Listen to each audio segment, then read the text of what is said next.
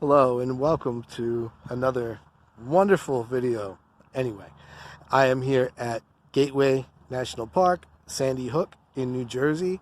This is part of the same park system where Jamaica Bay is, and it's in Queens. And it doesn't look much like a beach where I'm at. I'm in the middle of a parking lot actually, and there's cedar around me and a bunch to talk about in a second. But I'm here to show you some ecology down at the beach.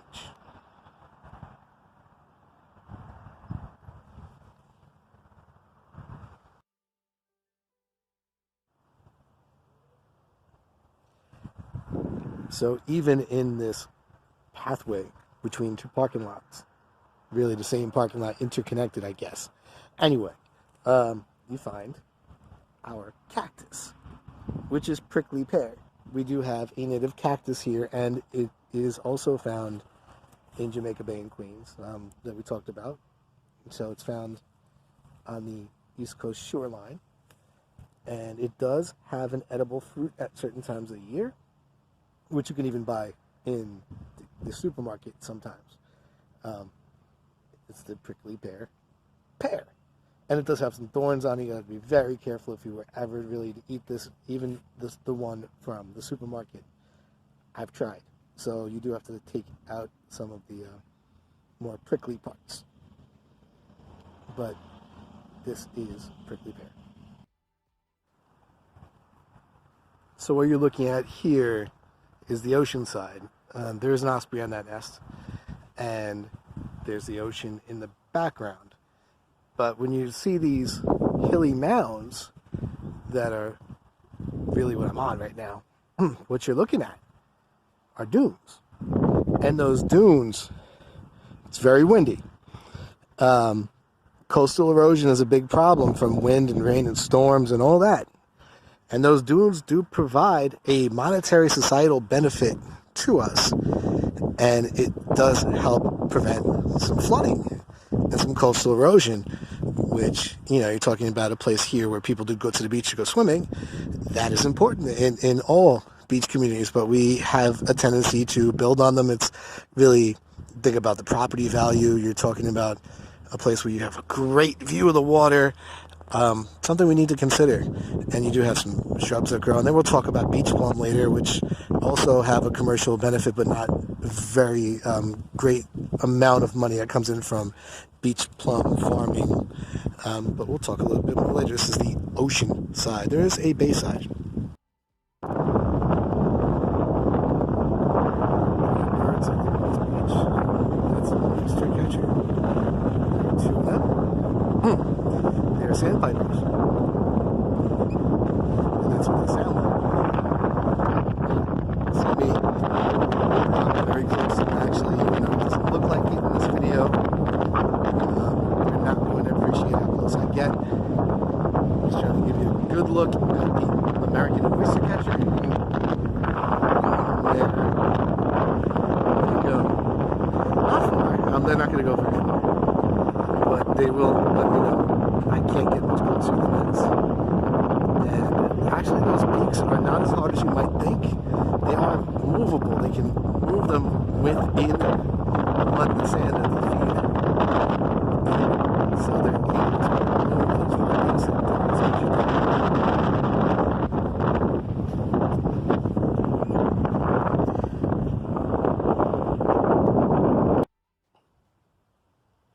this will be my shadow talking to you. Anyway, so you saw the oyster catcher. One thing we do, if you take a look, is we manage these beaches in such a way to protect them from puppy dogs, for example. Why? It says right on the sign, due to shorebirds nesting. Now, actually, the American oyster catcher is not really in any danger, at least that I know of, conservationally. Their status is pretty well secure at this point, from what I understand. But things like piping plover and least tern and some migratory species, and we are still in shorebird migration, although the peak around here is a little bit earlier than this. Like red knot, for example, they depend on horseshoe crabs, and horseshoe crab eggs is what they really eat. Not so much the oyster catchers, but a lot of the little guys, as they migrate through, and again, red knots are really in danger. there we make sure that you cannot no longer just remove horseshoe crab eggs or use them horseshoe crabs themselves for dog food. That's one thing that we've done traditionally in the past to try to protect these guys. And not so much on this beach. This beach is more for piping plovers. Used to be a lot of them. Not so much anymore. They blend right in with the sand. This is their habitat. Those dunes, those areas that we like to go swimming. Oh, I forgot my shadow's talking. So that is one reason we try to make sure dogs don't go on the beach over here. And I hate to say it, the piping plover's not doing so well. And from what I've seen observationally again, and from what I've read, declines in my lifetime have definitely occurred. Most of the white flowers that you see in the bushes around here today are probably going to be beach plum without even going that far out there. Seem to be some bushes over there. This one is quite small. I'll show you quite a bit more. These plums themselves come out later in the summer, and they can be used for jam, and you can eat them. They're a little bit bitter, and if they were here, show you, but they're really not going to be until much later in the summer. And it's really not summer now, just to let you know. It is freezing cold. Okay, so there's some fish. They're killfish. They're mummy chogs. There's striped ones in there as well, and let's see if I remember, fundulus heteroclitus and variegatus. Yeah, I believe Latin on that. But anyway, we are now on the bayside. This is the bayside of Sandy Hook, and you can clearly see how these little rivulets, where oftentimes they're not really rivulets, but how these little channels are cut through this salt marsh, can reduce flooding. I mean, the sandbar over there reduces some wave action, so we really have a buffer in this coastal zone, and that's extremely important. We still have the dunes over there, and you can see the sandbars again providing a buffer. Oftentimes you'll be here and you'll see that there are a bunch of fiddler crabs. They live here as well. I was hoping I didn't know if it's too early in the season or what at this point, but again, this is the bayside, a lot different looking, in some ways a lot less wave action than there is on the ocean side.